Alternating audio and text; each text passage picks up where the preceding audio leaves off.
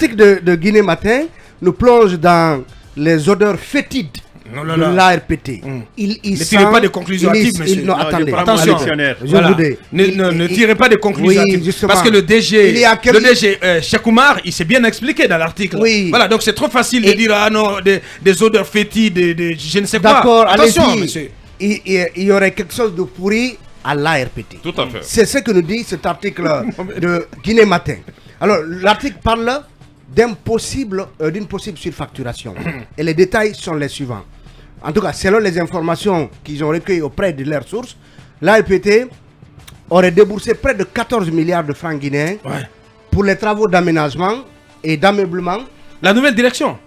Non. C'est la nouvelle direction qui a déboursé. Vous savez que ces travaux d'aménagement ont commencé. De rénovation alors?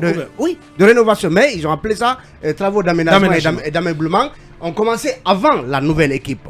Et ils nous apprennent que ces 14 milliards concernent les niveaux 8e étage, 9e étage et 10e étage. Donc pour 14 milliards en termes d'aménagement et d'ameublement. Parce que quand vous y allez, vous remarquez qu'il y a des travaux qui ont consisté à changer le carrelage de ce bâtiment déjà très luxueux et à peine occupé, parce que cela ne fait pas encore 5 ans depuis que l'ARPT a construit ce siège, et a aménagé à ce niveau. Donc déjà, une rénovation à hauteur de 14 milliards, des questions se posent, et plus loin, il parle de 7 autres milliards de francs guinéens qui ont servi cette fois-ci à aménager, donc à rénover le rez-de-chaussée, le premier étage et le 6e étage.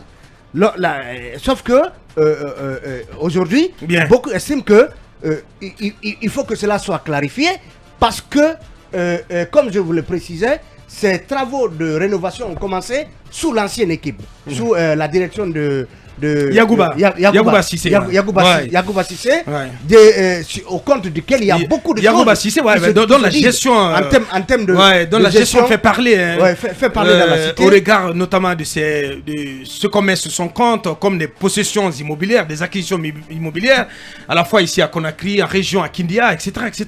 C'est assez monstrueux ce qu'on met sur son compte comme acquisition immobilière. Et pire, c'est que tous ces travaux ont été donc concédés à des sociétés sans le moindre appel d'offres. Alors que justement la gestion du budget de l'ARPT exige à cette direction de passer par des appels d'offres avant de céder quoi que ce soit. Donc il serait important que les nouvelles autorités, en tout cas les nouveaux responsables, communiquent sur cette affaire. Parce qu'imaginez... Mais qu'a-t-il dit, Cheikh Oumar, dans cet article apparemment, parce que j'ai contacté des proches à lui ce matin pour pouvoir avoir une réaction de lui. On me fait savoir qu'il est en transit et donc il est en déplacement, donc il ne pourra pas le faire. De toutes les façons, on m'a fait savoir qu'il a donné une partition de sa version dans cet article. Vrai ou faux? Tout à fait. Oui, je vois ici, il dit, il faut préciser qu'en plus des travaux de rénovation et d'aménagement, les travaux d'équipement sont inclus dans ce montant.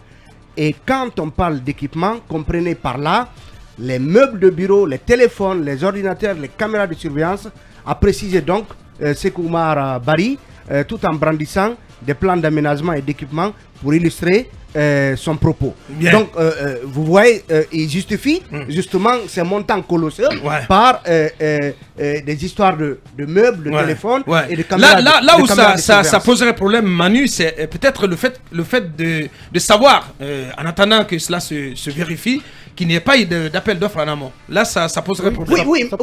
Excusez-moi, mais Abouakar, 14 milliards pour 4 niveaux, vous comprenez? C'est comme si on a reconstruit les 4 niveaux pour ensuite les ameubler. Et 4 milliards, 14 milliards pour les 4 niveaux et 7 milliards pour le rez-de-chaussée. Et comme on l'a dit, pour disons le sixième étage.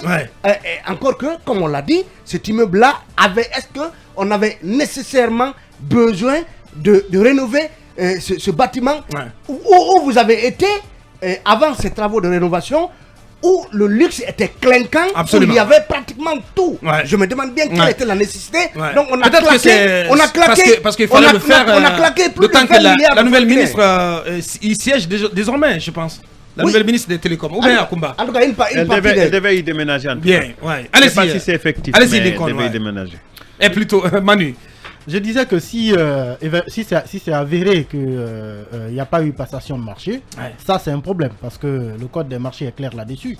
C'est une institution publique qui ne peut pas comme ça tout simplement chercher qui il veut, dépenser ce qu'il veut pour faire les travaux qu'il veut. Je pense que là-dessus quand même, du point de vue procédurier, si c'est avéré en tout cas qu'il n'y a pas eu d'appel d'offres, on doit questionner ces travaux, c'est normal. Parce que d'autant plus que ce siège de l'ARPT, c'est bien de rappeler, comme l'a dit Talibé, c'était quand même, à la limite, c'était mieux que le siège du ministre en ville. L'ARPT, vous y venez, ce que vous voyez, mais c'est extraordinaire. Il y a des ministères qui ne sont pas aussi équipés, qui ne sont pas aussi luxueux. Donc, plus de 20 milliards pour rénover. J'imagine ce qu'a coûté en fait la construction et l'aménagement en tant que tel. C'est extraordinaire. Oui, encore que dans cet article, on précise, pire, à en croire nos sources, donc les sources de Guinée Matin, il n'y avait aucune nécessité de rénover donc le 9e et le 10e étage qui étaient bien aménagés, bien meublés, et ce marché de gré à gré, puisqu'on a parlé de marché gré à gré, a été octroyé à la société de Box Design appartenant, dit l'article, à la fille de l'ancien président de l'Assemblée nationale, Amadou Damarou. Oulala, oulala. Ouais, en 30 secondes, avant de clore. En 30 secondes, ouais, en 30 secondes. On dit le 6e étage, il y a une salle de sport, de gymnase, de yoga et une crèche qui sont prévues. Un bâtiment administratif, on prévoit une salle de sport, de gymnase et de yoga. Non, mais une salle de sport, c'est pas mauvais. Non, c'est pas approprié. Bien. C'est pas approprié. Et puis, dans cet article de Guinée Matin, on parle encore de l'achat de véhicules qui ont coûté 800 millions de francs guinéens. Ça, c'est une pagaille totale. Je répète les propos de... J'aimerais quand même, Aboubacar, c'est vraiment compliqué. Le sport est devenu un problème de santé publique, donc un service qui rassemble des centaines d'employés. Bien entendu. Il serait bien que ce service ait un centre sportif. Bien entendu. Grand merci. Donc, c'était notre long tour de chauffe. Et je voudrais ici, au nom de toute la direction et du personnel de GFM, présenter nos sincères condoléances au groupe Adafo Média suite au décès de Mastagui, donc ce rappeur qui s'était reconverti également au journalisme, qui présentait le journal rappé sur Espace TV, donc un confrère, on va dire ainsi, que j'ai côtoyé à Espace, donc était assez humain et qui est donc a passé l'arme à gauche. Toutes nos condoléances à sa famille biologique et à toute sa famille professionnelle. Dort en paix, soldat Mastagui.